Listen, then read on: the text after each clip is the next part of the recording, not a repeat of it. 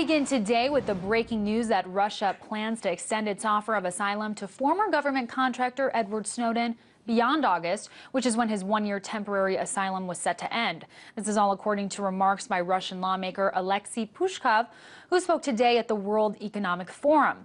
During a panel discussion, Alexei hinted that the extension of temporary refugee status for Snowden could be indefinite, saying, quote, "He will not be sent out of Russia. It will be up to Snowden." The U.S. has charged Snowden with the Espionage Act, a charge that carries harsh penalties.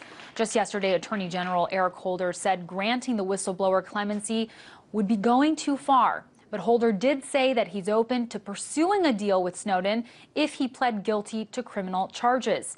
It's unclear, however, what that deal would entail. Snowden is also addressing the possibility of returning to the U.S. Yesterday, in an online Q&A, Snowden was asked what it would take for him to come back to the United States.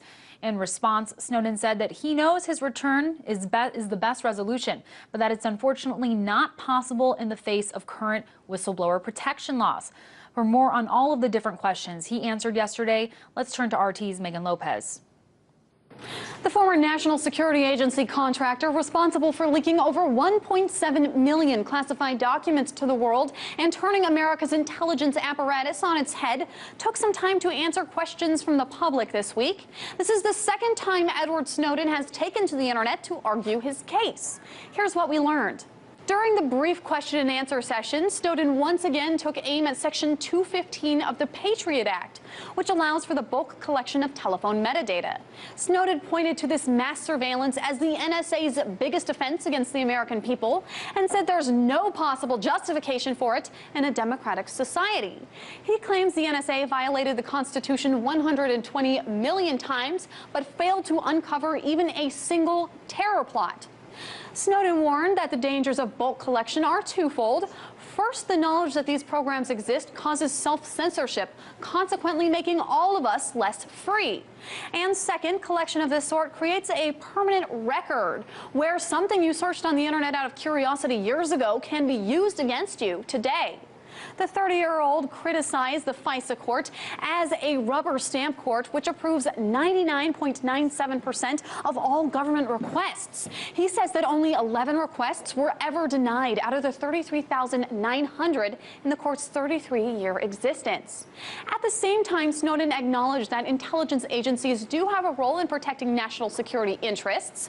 He said the men and women who work for the CIA and the NSA are trying to do the right thing and are worried about the same things that he is. Edward Snowden took some time to talk about his own situation, saying he is well aware that there have been threats on his life, but asserted that he will not be intimidated into submission. He also said that he wants to return to the U.S., but cannot given the nature of current whistleblower protection laws. Snowden wrote, quote, "One of the things that has not been widely reported by journalists is that whistleblower protection laws in the U.S. do not protect contractors in the national security arena. There are so many holes in the laws, the protections they afford are so weak, and the processes for reporting they provide are so ineffective that they appear to be intended to discourage reporting of even the clearest wrongdoing. If I had revealed what I knew about these unconstitutional but classified programs to Congress, they could have charged me with a felony." Finally, he made a plea for international bodies to come up with global security standards that would enforce privacy rights but also protect countries against attacks.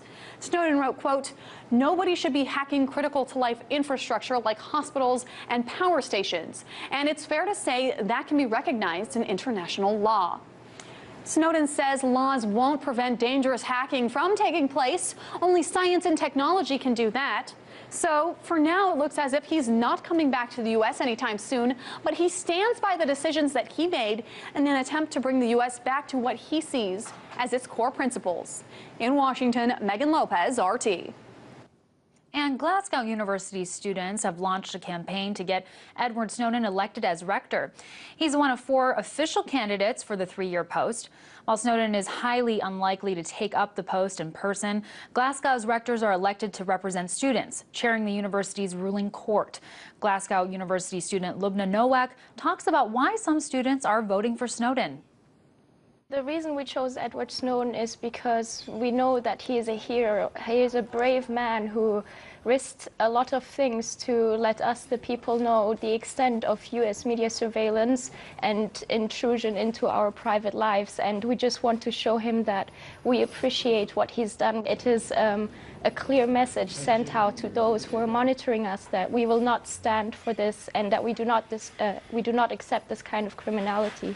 It would be more symbolic than anything because he won't be able to actually physically come to Glasgow. We will choose a representative for him in situations where he cannot personally attend, but his duties will be to hold the title of the rector of the University of Glasgow. We've had an overwhelmingly positive response. Of course, we will do everything we can to make sure that this actually happens.